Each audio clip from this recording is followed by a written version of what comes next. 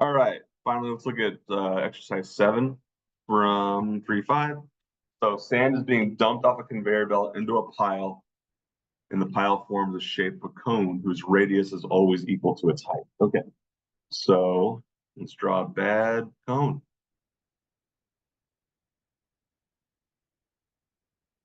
And I know the radius and height are always equal. Assuming that the sand is being pumped at a rate of 10 cubic feet per minute, how fast is the height of the pile changing when there are 1,000 cubic feet on the pile? Okay, so made a cone. What things do we need to know about this cone? So let's look for some clues in the question here. Assuming the sand is being pumped at a rate of 10 cubic feet per minute. Okay, so we're talking about a volume. Not only a volume, but a rate of change of a volume over time. Let's talk about that. How do I find the volume of a cone? In general, that is 1/3 pi r squared times height. But we were told that the radius and the height of this cone are equal to each other. So for our situation, I think I can say that it's 1/3 pi radius cubed. So I'm going to label this radius as radius. So not to scale at all, totally fine. This is also the radius. Um, so we know we're dealing with the volume of this cone as a function of its radius. What do we hope to find out? We want to know how fast the height of the pile is changing at some time. So maybe it's a better idea for me to rewrite this as height cubed. It doesn't really matter too much, but for being asked to find dHdt, we might as well. Thought it'd be weird to solve it by finding drdt. So let's find it this way. All right, so we want to find dHdt. That's our goal. That's our finish line.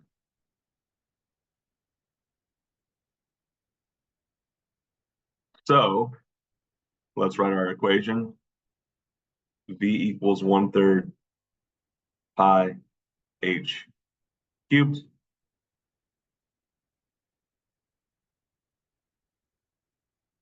So we only have two variables here, which is less than the last two. Is that enough? Well, we kind of, in general, we have three variables. We were just told that two of them are tied together. So what should I do with that equation now that I have it? So actually, before we go on, let's do this. What's the volume? What are our variables here? We have two. The volume, which is, you know, V, which stands for the volume of sand in pile, and that is given as cubic feet. And what about the height? H is the height of pile. That's in feet. And we're being asked for the rate of change of height with respect to time. So I'm going to take a derivative with respect to time of both sides here. dv dt equals 1/3 pi times, what's the derivative of h cubed with respect to time? So first, going to take the derivative of h cubed with respect to h. So that'll be 3h squared times dh dt. All right, so now let's start filling in the pieces here. We know what dv dt is.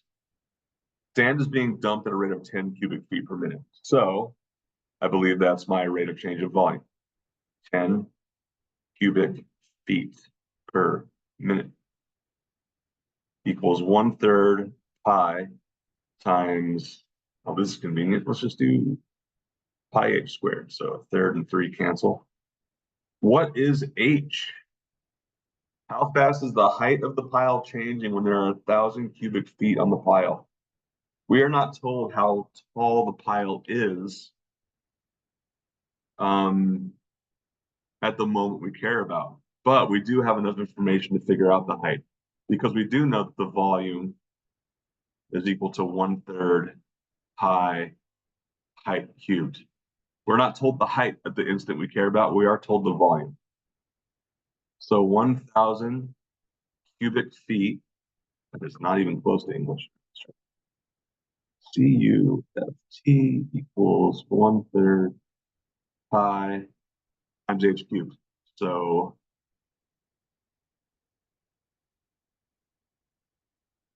let's go ahead and approximate that. So h cubed equals essentially 3,000 over pi. So h is approximately what?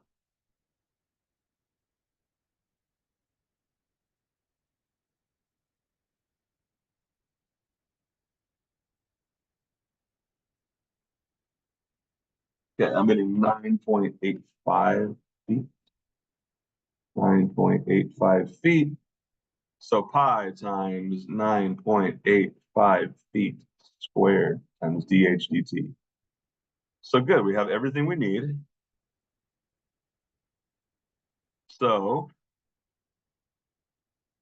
dh dt will be equal to 10 divided by pi times 9.85 squared.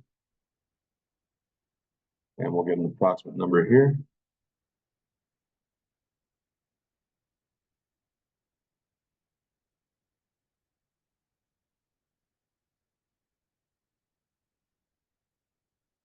All right, I get a small number here. Let's do 3 decimal places. 0.0328. Did I say 3 decimal places or 3 significant figures? I meant 3 significant figures. So 0.0328, and what is a good unit for this measurement? That should be feet per, what is our unit time? Minute. All right, that should be all for question 7.